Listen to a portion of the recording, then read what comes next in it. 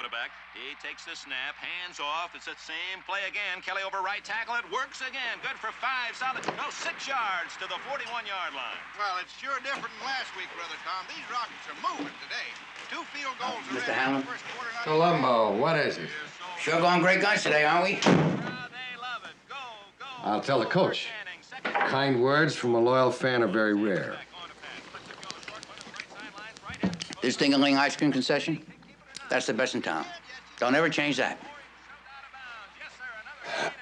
All right, Columbo. Now, what do you want? I've got something to show you, sir. Won't take long. Oh, those shoes feel better. Boy, they're giving me a lot of trouble earlier. Columbo, I'm trying to watch this game. What is it? You know you did the same thing the first time I came in here? Last Sunday. I guess that's what started me wondering. I did what? You turned the radio down, but not quite off. When I told you that Eric Wagner was dead. It's all right. I do the same thing. You know, when I'm listening to the game and my wife interrupts, I can't help myself. I want to hear that game, and I don't care how important the interruption. Your wife has my sympathy. However, when I told you about the fresh water on the decking, when I told you that Eric Wagner might have been murdered, you know what you did? Turn the radio completely off. Well, I thought I struck a chord or something. No, Columbo, you struck out. Now, will you please go find somebody else to pester? I won't take long, sir. Actually, I just came here to talk about Miss Ragosi. Who? You know, Miss Babcock. That was the lady who kept trying to call you at the house. And then later on, you phoned her from the airport. What are you talking about? Well, you did try to call her, didn't you? I mean, you wanted to tell her that be quiet about something like that. I don't even know anybody named Rock, whatever it is. Well, I spoke to her last night. And you see, when I saw the type of woman that she was, it suddenly occurred to me why you were in such a hurry to rush out of that house and get to an outside phone. And the only reason that could have been was because you already knew that the phones in that house were bugged. You did know, didn't you? Wait a minute. You don't seriously expect me to tell you anything now? I don't expect you to admit anything, sir. Admit? But you see, when I saw the type of lady that she was and that she liked to have her bread buttered on both sides, well, she practically admitted it. I don't believe you. You really something. And I'm sure Miss Ragosi is going to do a lot more talking when she knows that this is really a murder. And it really is, sir. This is a murder case. There is no question about it. Oh, look, he did it again. I guess you just can't help yourself. Columbo, I'm going to throw you out of here on your ear. I wouldn't do that, sir. I mean, you'll miss the best part. You see, I'm not finished. The point is this. Yeah.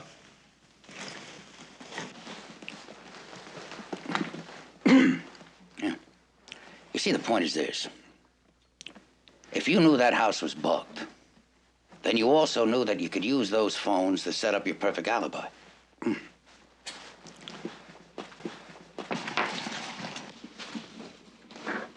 What you want to call an alibi is the truth. Why can't you get that? I knew I had to break that alibi. They're on the 10, sir. Oh, yeah, I knew until I'd broken that alibi, none of these other things would mean much. But now, look, they scored a touchdown. But now what? You don't mind listening to last week's game again, do you, sir? Why? Well, just by coincidence, happens to be exactly the same time that you made that second phone call to Eric. Number 45. Here we go. Pioneers back in their huddle. Exactly 2:29. Just a minute or two before he was murdered. You know, I listened to this thing, I can't tell you how many times, over and over again, figuring maybe I'd hear something that shouldn't be there. Some sound that shouldn't be there. An ambulance, a fire truck, like if you were in a phone booth, something. But you didn't because it isn't there. I made the call from this booth, from that phone. Hey, kid, I'm sorry. I was a little hard on you. Just call her. Then it suddenly occurred. There's no sense in taking 2 cars to the airport. I had it backwards. What are you doing now? Playing Maybe there was a sound that should be got there the radio on here in the box. I guess it's a wasn't. little loud. Yeah. So how are my gladiators? Like what? Getting murdered. Something right in front. Is your head clear yet? What kind of sound? Oh, shh. I'm out by the pool now. you in it yet? Will 20 more laps satisfy you? I told you I'd be ready, didn't I? Now get off my back, Hamlin. Pick me up at 5:30. Got that?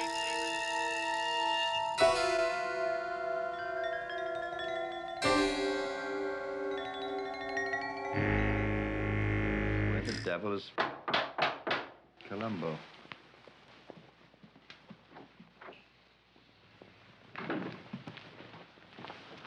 Boy, man.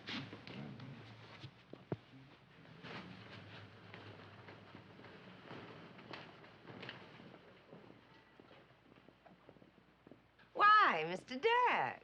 Miss Stanhope, Mr. Frame. Oh, Lieutenant. You're beginning to look exactly like a Londoner. Oh, you mean this? No, ma'am. No, I just bought this. You see, ever since I've been in London, I've been thinking and thinking what would be the best souvenir to bring back to Los Angeles. I thought you'd be on your way back home by now. Right, but I sort of missed the plane. Anyway, it suddenly struck me an umbrella. Mr. Jones, did someone ask you to invite us here? What are those curtains doing there? I thought we were going to get to see an exhibit. Jones? Oh, yes. Yes, I'm dying to see it. After all that silly business we had modeling for it. There you are, sir. Quite remarkable. Yes, it is. Do I really look like that? Marvelous. Let me tell you, I don't want to repeat myself, but the other night when I saw that performance that you two... Dirk, will you please explain what we're doing here? Why don't you ask the tour guide? Well, what about the other one? Isn't Mr. Havisham ready? Oh, yes. Sure you want to see this, too. It's part of the exhibit. Look at that.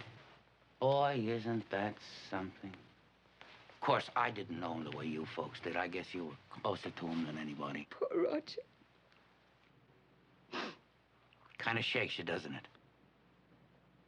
Do you know, they have stuff in the Chamber of Horrors here that actually makes my skin crawl? Hiding is disgusting. Putting him on display. Oh, listen, I know how you must feel. And I sympathize with you. But you know somebody's been murdered, and you know what they tell me? They tell me folks around here, they kind of enjoy that sort of thing. You want to bet they hang up a figure of Mr. Tanner, too?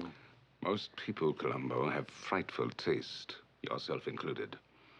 And you'll have to excuse us. Come along, Lily. Not just yet, sir. Well, if you think we're going to play some sort of charade with this ridiculous... See, Mr. Frame, I'm always getting you angry. I'm sorry about that. It must be my accent or something. But I wanted you here because I wanted you to help me prove something. I think I'll get rid of this. I don't think Mr. Tanner killed anybody like the newspapers are saying. I think it was you. Oh, Lieutenant, just when I was beginning to like you. This is going to sound silly, but Sir Roger, he was killed someplace else, and his body was moved later on. And if I can only prove where it was that he drove that night, prove who it was that he went to see, then everything will start falling into place. Well, he did not come to see us. Now, how many times? No, sir, not to your dressing room in the theater. It was to yours. That's where the umbrellas come in. I guess umbrellas are the kind of thing that I can understand. You know, I've been watching people to see what they do with umbrellas when they come in out of the rain. They close the umbrella. They give it a shake like this, and they find someplace to lean it against. But they never fasten this strap because then it won't dry properly. Fascinating. There's only one problem with that. Sometimes things drop in. Almost anything can drop in. So I got to thinking, if maybe that's what Sir Roger did with his umbrella, and something dropped into it that night, well, then maybe, got these things here somewhere. Just give me a moment, would you? Oh, forgive me. Amazing likeness, isn't it? Where was I? Oh, yes. Ma'am, the other night I stepped on a pearl in your dressing room. I have some more just like it. I got it from your costumer. She says she makes them. Oh, yes. Well, maybe, if the necklace was broken in a fight, like you said. But That was Nicky and I. Jones, bring us that umbrella, would you? Oh, yes. Yes.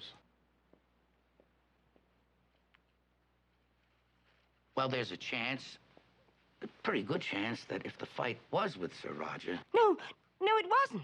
Well, there's no point speculating. Mr. Jones, could we move back just a little, give the gentleman room? Mr. Jones, would you open the umbrella, sir?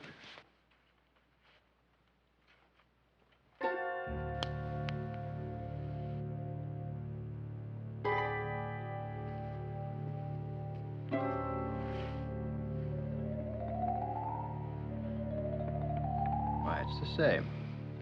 Exactly the same. Well, ma'am? Sir?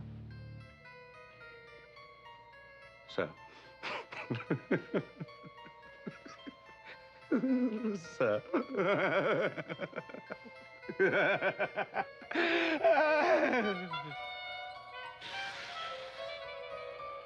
Tomorrow. Tomorrow. And tomorrow. Nicky, stop it. He put it there. Can't you see before we came? He put it there. Jones, has anybody but you touched that umbrella? No, sir. I'll testify to that. Then he must have done it when we weren't looking. Oh, Nicky, please. Lighted? Fools. He was mad, don't you see? Yes. He didn't know what he was doing. I know he didn't. And Sir Roger, that was my fault. I understand. It was an accident. I swear it.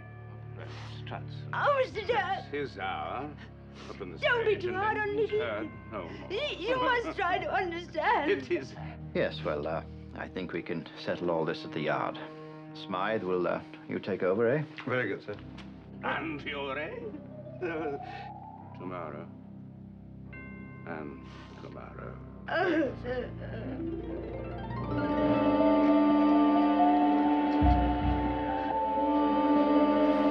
More suture, please.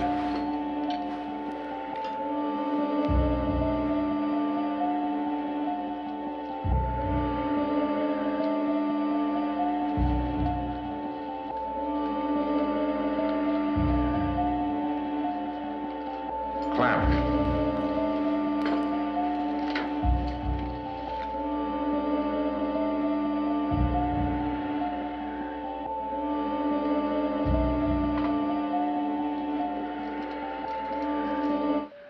All right, he's all yours. Now take it slow and be careful. All right.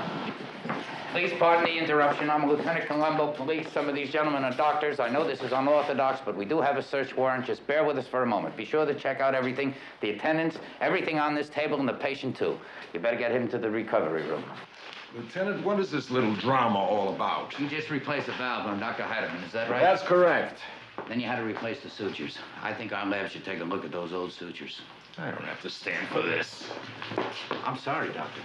You can't leave just yet. I've never seen anything like this in my life. In the middle of a surgical area? I suppose you realize that your superiors will be hearing from the Board of Medicine. This will just take a moment. You'll have to be searched. Flores? Are you sure? Yes, I am. Anything, Doctor? Oh, nothing. Thank you, Miss Morgan. What about it, Doctor? I kept watch as you asked, Lieutenant. Now, it wasn't a false move. You didn't leave the sutures you're looking for in the patient. I just checked out the tray. They all look like permanent, acceptable sutures to me.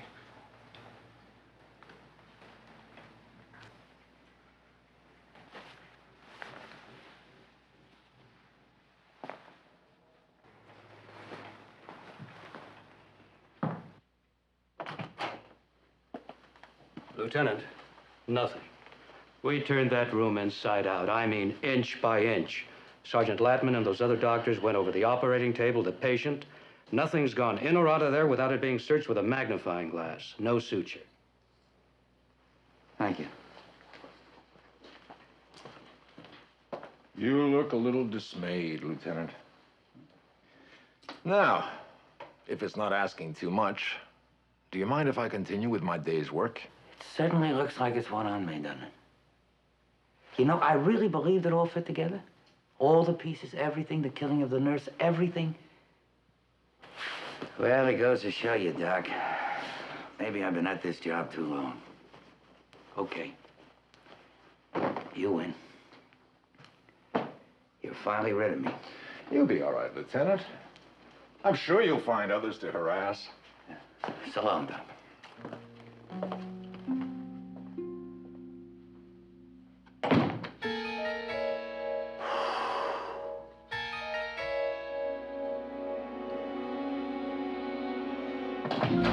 You know, in a way, I have to congratulate you.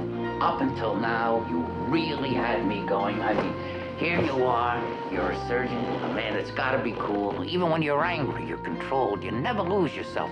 That's why it struck me funny when you blew up in the operating room and you grabbed me and pushed me. I mean, you know, there was only one thing we didn't search. You know what it was?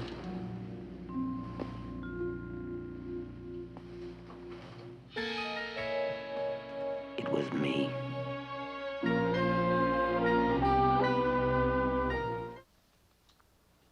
What is it, Lieutenant? I didn't realize that you were in the middle of this. I'll wait till later. I don't want to disturb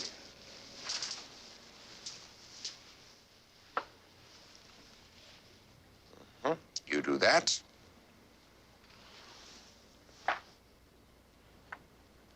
And it's made. Now, what were you saying, Lieutenant? Oh, I don't want to throw your concentration, sir. Not a chance. Well, why don't you make your next move? No, please, go on. Well, the game that I'm really concerned about is the game that you had with Dudek in the French restaurant. You see, everything is motive, sir. If you had lost that game to Dudek... I told you, Lieutenant, I didn't lose. I also told you that Linda Robinson would confirm that. Rook takes pawn. But you see, sir, that's only what you said, and technically that's hearsay. She wasn't actually there. Lieutenant, I have 10 games going at once. Loath as you are to rely on hearsay, I suggest you judge for yourself my humble abilities. Ah, I see you've put yourself in the same pickle as Alekhine in one of his matches against Nimzovich in 1914. There's that memory again. That's really amazing. I really mean that. Rook to King Bishop. Mistake, my friend. You fell into the trap. There. Now, I want you to think about that. And if you'd like to have some supper this evening, I suggest that you resign. Well, you certainly are proving it, sir. There's no question about it. Well, thank you, Lieutenant. Capablanca used to play 30 opponents simultaneously. In 1922, Frank Marshall played 155 games simultaneously and lost only 8. 1 week later, he replayed every single move of 153 games perfectly. What I meant, sir, is that you're proving your ability to memorize Dr. Jelnick's medication list with only a glance or two. That's an amazing thing to be able to do.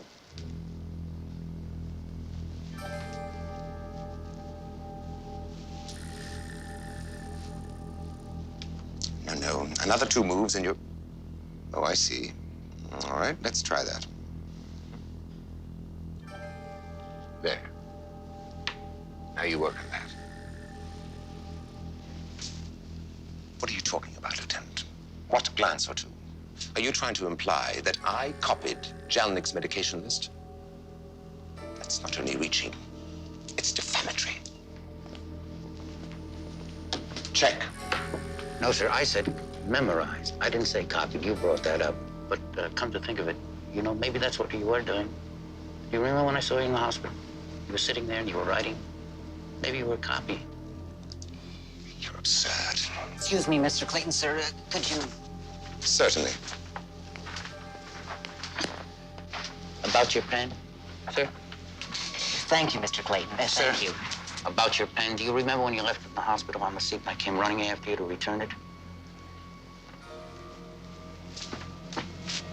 Check.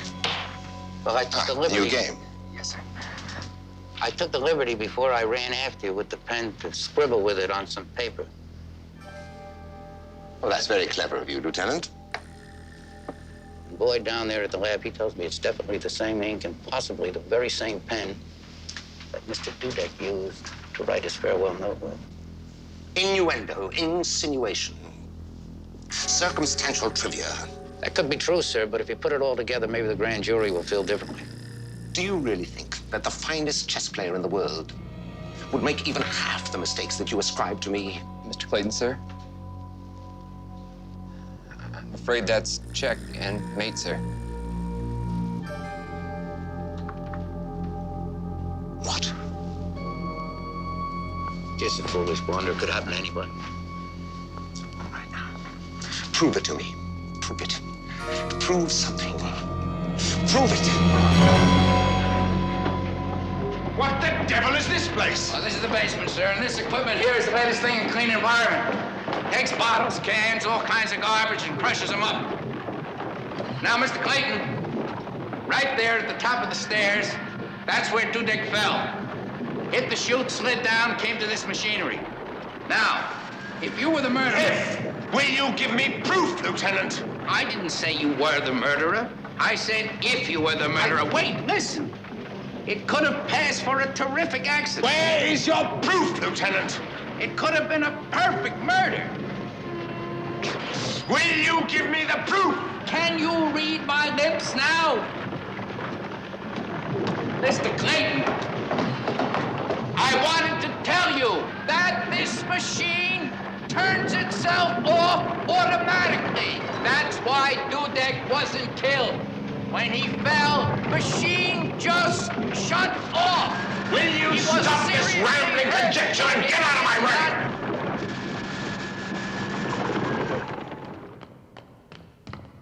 Why are you detaining me, Lieutenant? It would be easier if I did not have to shout, but the damn machine! Well, turn the damn thing off!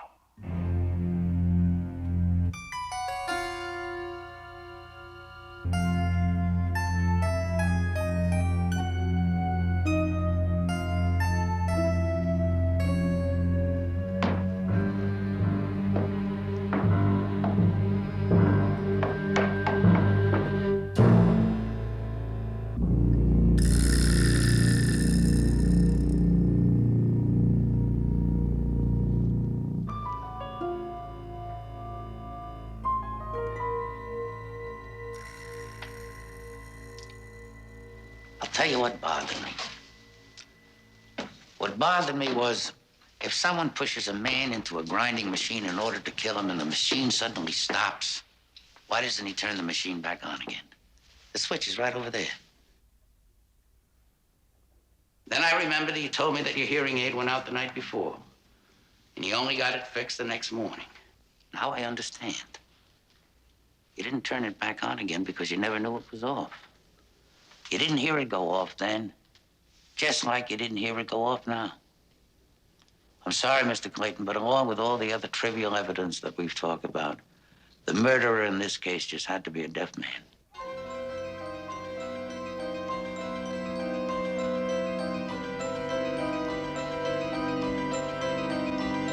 Columbo, you're marvelous. You're absolutely bizarre.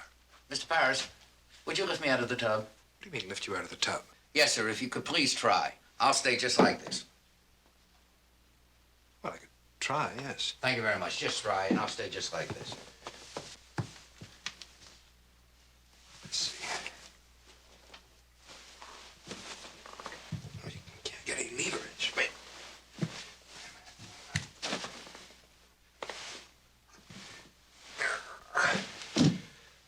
I can't. It must be the angle. That's right, sir. That is perfectly right. And you'll notice, sir, that I'm perfectly dry. I'm not even slippery. I mean, I have my clothes on. And you still could not lift me out of the tub. Officer, no. I'll do that in a moment. Do you intend to demonstrate drowning yourself for us, Lieutenant? No, sir, but I think I can demonstrate is that your uncle could have died from an electrical shock without showing any marks of burns or anything like that. Now, let's see. Officer, would you turn off that water, please? You see, I'm not exactly sure. I think everybody should stand back for a moment. I'm not overly expert on electrical equipment. Oh. All right. Suppose Mr. Paris was in that bathtub there, and somebody came walking in, you see. Officer, would you turn on that light, please? Lieutenant, are you suggesting that someone just sauntered into the bathroom carrying an electric mixer? Well, I'm just using this mixer.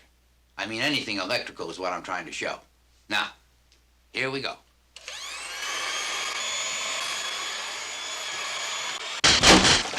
Cannot supersede. Oh. Very quickly now. We should all go very quickly now. Left. Bear left. This is a pretty old house here, as you know, and when they have those old-type fuses, the screw-in kind, right here. Lieutenant. Yes, sir. Just bear with me for a moment, will you? All right, Lou.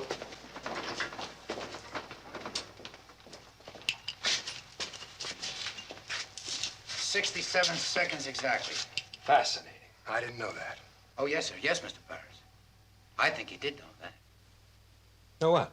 Well, you see, sir, you know what bothered me? Right from the beginning, it bothered me how the murderer got into the house after Mrs. Peck switched on the burglar alarm. Well, someone was here shortly before the incident, as I recall, Lieutenant. Come off it, Norman. I said I left the house, and I left the house. Mrs. Peck saw me. It would have been necessary for someone to let the murderer in. Somebody already in the house who could turn off the burglar alarm. Well, that lets me off, I guess, huh? I'm afraid not, Mr. Paris. Instead of leaving the house, you stayed around and you turned off the burglar alarm at the right moment.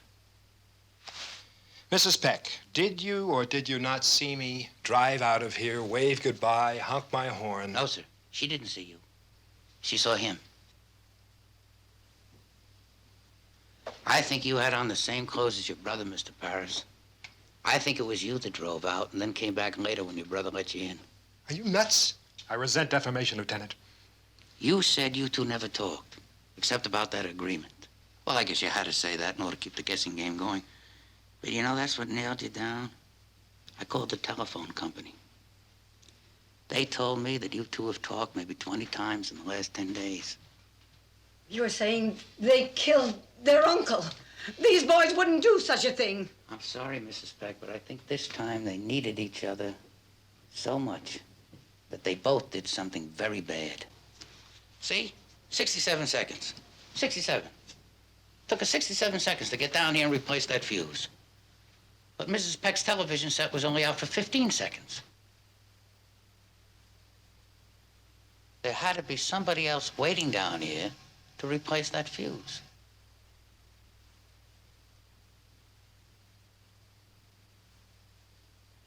And somebody had to help lift the body out of the bathtub. One man couldn't have done that alone. And then dried him off with that wet towel I found, and then put him in a sweatsuit, let alone carry him down the stairs. Stop it! It's all right, Mrs. Peck.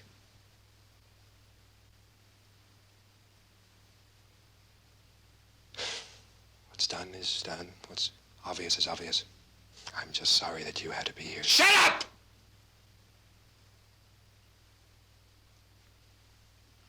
Okay, gents.